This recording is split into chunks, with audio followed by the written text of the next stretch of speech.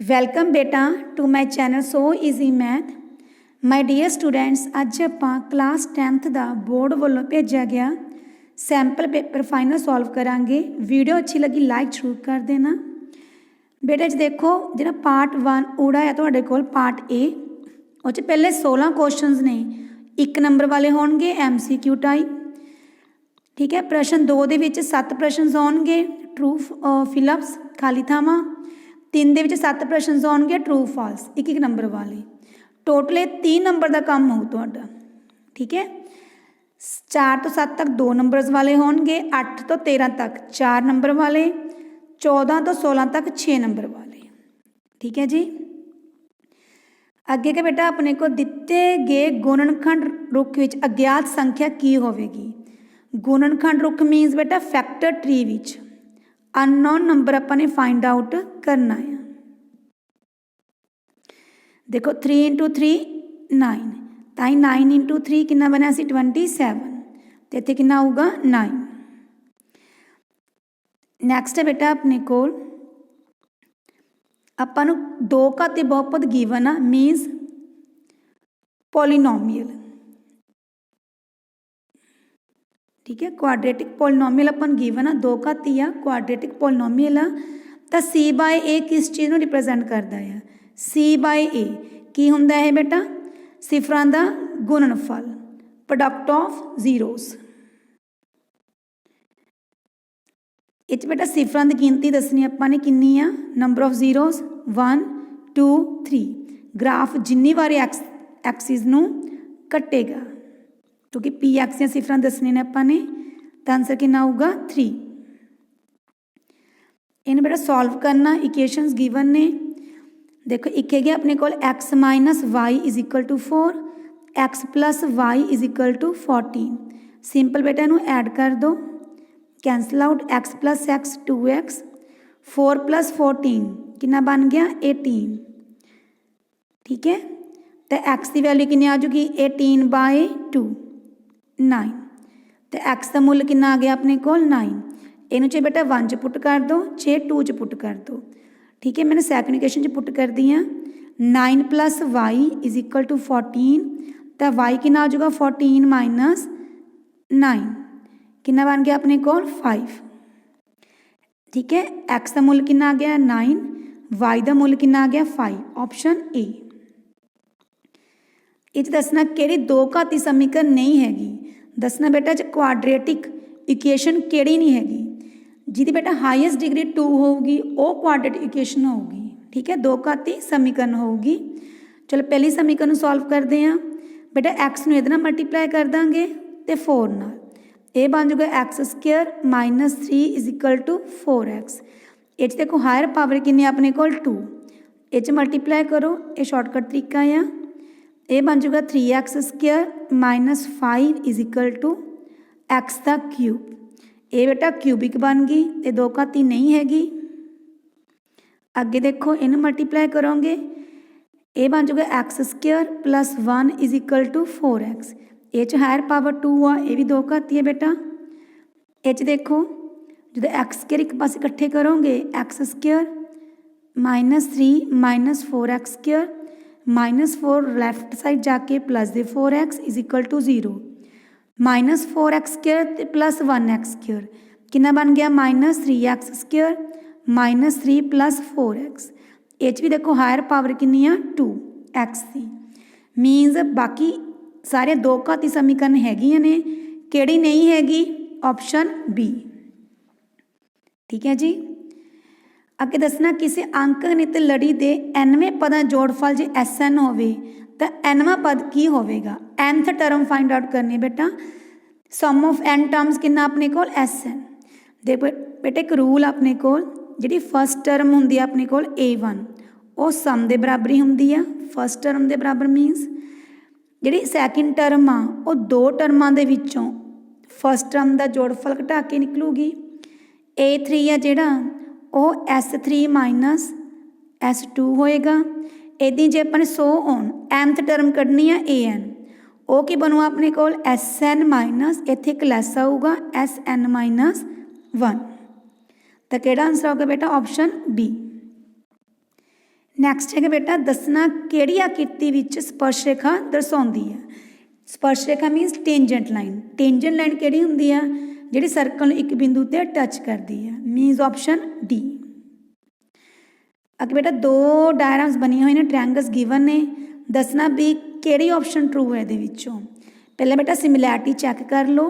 ਆ ਦੇਖੋ, ਜੇ ਆਪਾਂ R Q by A B ਲੈਂਦੇ ਹਾਂ, आर क्यू कितना 6√3, ए बी कितना अपने को 3√3, एक कैंसल आउट, कितना आ गया अपने को 2। इदां बेटा फिर आप P Q by B C लेने 12/6, ये भी कितना आ गया अपने को 2। इदां जे आप आर पी बाय ए सी लेने 7.6 डिवाइडेड बाय 3.8, ये भी कैंसल आउट हो गई, कितना आ जाऊगा अपने को 2, तो रेशो इक्वल आ गई।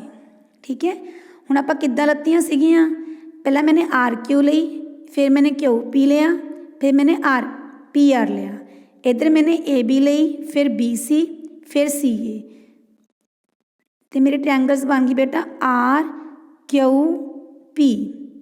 ठीक है, मैं इधर जा रही हाँ, इधरों इधर नूं सिमिलर आऊगी ट्रायंगल ए बी सी दे। ठीक है जी, हुण आर ए दे बराबर होगा, क्यू बी दे बराबर होगा, पी सी दे बराबर होगा एंगल। देखो किहड़ी ऑप्शन ट्रू आ, पी किहदे बराबर आऊगा, सी दे। ठीक है जी, नैक्सट है कोसिकेंट 0 का मुल की हुंदा है। बेटा कोसिकेंट किदा उल्टा साइन 0 का, कोसिकेंट 0 किदा उल्टा साइन 0, साइन 0 कितना हुंदा 0, मीनस कोसिकेंट 0 कितना बन गया 1/0। की आंसर आऊगा, परिभाषित नहीं, नॉट डिफाइंड। अगे बेटा दसना थीटा के किहड़े मुल लई साइन थीटा के कॉस थीटा बराबर होणगे, किहदे लई बराबर हुंदे ने 45 वास्ते, क्योंकि साइन 45 भी 1/√2 हुंदा आ, कॉस 45 भी 1/√2 हुंदा आ। अगे अगे बेटा अपने कोल कोई चक्कर आ, उहदा अर्धव्यासी खंड का खेत्रफल आ, चक्कर के खेत्रफल का 1/6 होवे तां केंद्री कोण फाइंड आउट करना। अर्धव्यासी खंड का खेत्रफल मीनस बेटा एरिया ऑफ सैक्टर। ठीक है, चक्कर का खेत्रफल मीनस एरिया ऑफ सर्कल। जिहड़ा एरिया ऑफ सैक्टर आ की फार्मूला हुंदा, अर्धव्यासी खंड का खेत्रफल πr² थीटा बटा 360, ये 1/6 गुना है किदा चक्कर के खेत्रफल का, एरिया ऑफ सर्कल का, मीनस πr²। ये बेटा कैंसल आउट हो गए, तो थीटा कितना आ जाएगा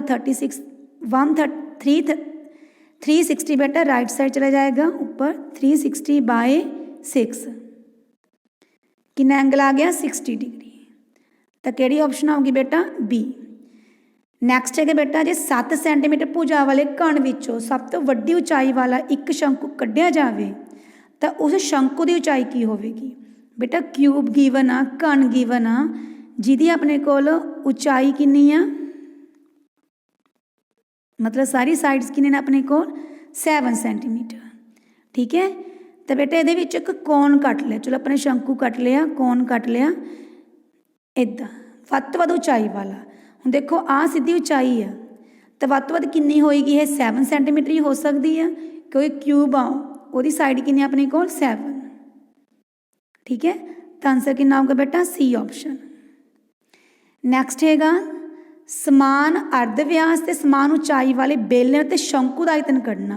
बेलन मीनस सिलेंडर, शंकु मीनस कोण, वॉल्यूम मीनस आयतन मीनस वॉल्यूम। ठीक है, दोनों का की कढ़नी आपां रेशो। बेलन सिलेंडर के आयतन का फार्मूला की होंदा बेटा πr²h, शंकु के आयतन का वॉल्यूम ऑफ कोण 1/3 πr²h, ये कैंसल आउट हो गया, तो 1/3 उलट जू बेटा 3/1, तो कितनी रेशो आ गई 3:1, तो किहड़ी ऑप्शन आऊगी सी। अगे बेटा अंक जिहड़े गिवन ने, डाटास गिवन ने, बहुलक फाइंड करना मीनस मोड, जिहड़ी वैल्यू सब तो वध बार आई है। देखो किहड़ी वैल्यू सब तो वध बार आई है, ये देखो 2 आ जिहड़ा वो 3 टाइम्स आया, जिहड़ा 3 आ वो 2 टाइम्स आया, बाकी सारे वैल्यूज़ लैस ने, तो बहुलक कितना बन गया बेटा अपने कोल 2, क्योंकि सब तो वध वार आया है। नैक्सट हैगा दसना बेटा हेठां दित्तियां संख्यावां विचों किहड़ी संख्या किसी घटना की संभावना नहीं हो सकती। संभावना मीनस प्रोबेबिलिटी, किहड़ी प्रोबेबिलिटी नहीं हो सकती।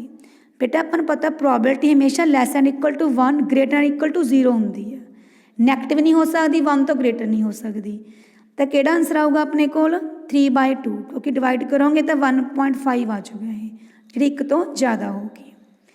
असंभव घटना की संभावना प्रोबेबिलिटी ऑफ इंपॉसिबल ईवेंट कितनी होंगे बेटा अपने कोल 0। अगे ट्रू फॉल्स ने। फर्स्ट हैगा अपने को √3 एक परमेय संख्या है, नहीं है। परमेय संख्या मीनस रैशनल नंबर, वो कहते एक रैशनल नंबर नहीं है, ठीक है ट्रू है ये, क्योंकि ये की है एक इरैशनल नंबर। समीकरण गिवन है बेटा, दसना ये एक विलक्षण हल होंदा है इहदा, ये यूनीक सल्यूशन है। यूनीक सल्यूशन है बेटा इहदा नो।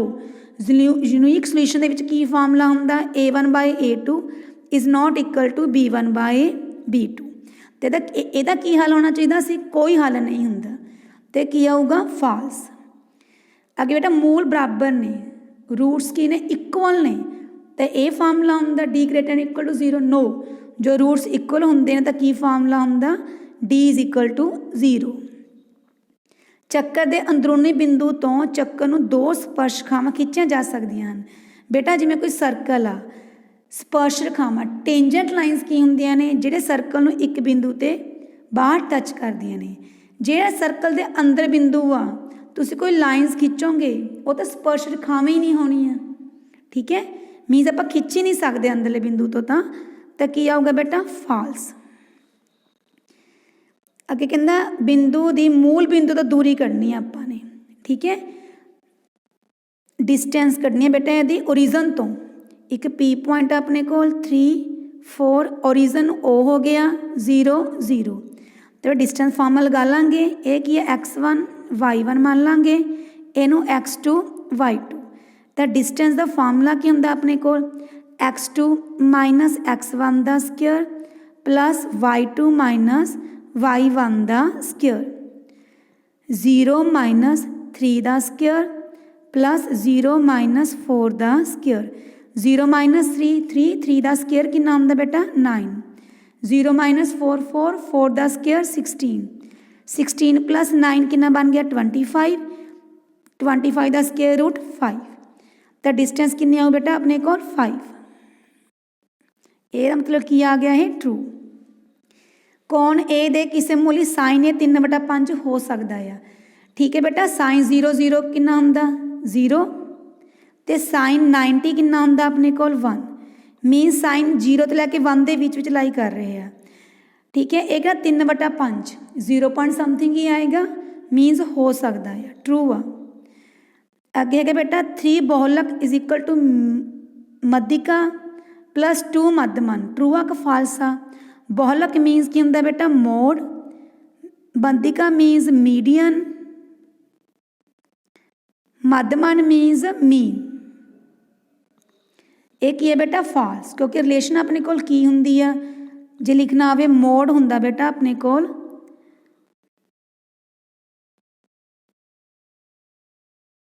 3 मीडियन 3 मध्यिका माइनस 2 मीन, 2 मध्यमान, ठीक है जी। ये रिलेशन की है फॉल्स।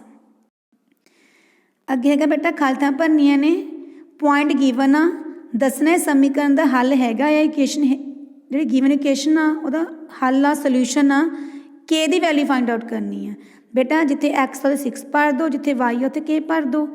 3x कितना अपने को 6, वाई कितना अपने को k is equal to 22, 6 × 3 18 minus k is equal to 22, 18 22 left side जाके minus 22 is equal to k।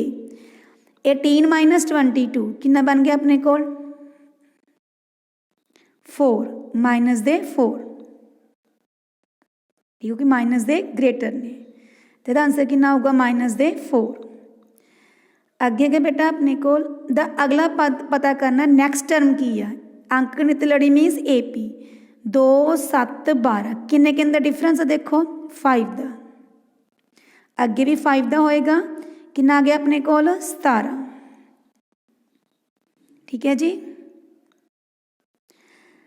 अगे दसना बेटा एल एम आ जी पैरल आ क्यू आर दे पी एम की वैल्यू आप फाइंड आउट करनी है तो बेटा थेलसियम लग जाऊगी क्योंकि दोनों पैरल ने इन्हों पैक्स मान लें P L by L Q minus 4/8 is equal to P M by M R X by 6 इनू क्रॉस कर दो 8x इज इक्वल टू 4 × 6 तो x कितना बन गया 4 × 6 24/8 कितना आ गया बेटा अपने कोल 3 तो x की वैल्यू कितनी आ गई अपने कोल 3 तो पी एम कितना आ गया अपने कोल 3।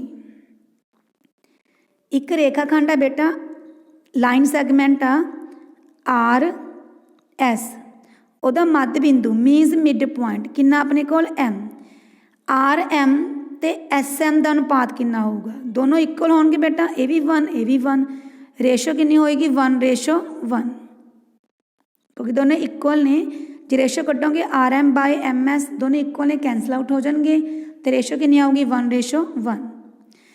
अगे हैगा चक्कर का एक चक्री खंड का क्षेत्रफल means area of line segment this one किहदे बराबर है संगत अर्धव्यासी खंड का क्षेत्रफल आप अर्धव्यासी खंड ड्रा करते हैं मान लो ए बी आ हो गया अर्धव्यासी खंड ठीक है एरिया ऑफ सैक्टर माइनस संगत डैश का क्षेत्रफल इत्थे की आऊगा ये जो की माइनस करना पू बेटा आपां दिस ट्रायंगल जे आप अर्धव्यासी खंड के विचों आ त्रिकोण का क्षेत्रफल माइनस कर दिए तो चक्र खंड का क्षेत्रफल रह जाऊगा तो इत्थे आऊगा संगत त्रिभुज का क्षेत्रफल एरिया ऑफ करैसपोंडिंग ट्रायंगल गोले की कुल सतह का क्षेत्रफल total surface area of sphere की फार्मूला होंदा 4πr²।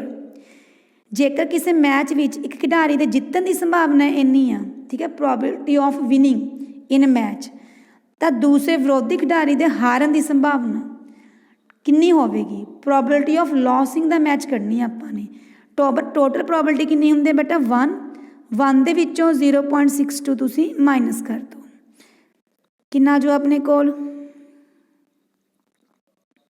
0.38 तो आंसर कितना आ गया 0.38 ठीक है जी क्योंकि टोटल प्रोबेबिलिटी 1 होंगी है। थैंक्स बेटा for watching this video next question आप नैक्सट वीडियो में करांगे। थैंक्स बेटा जी।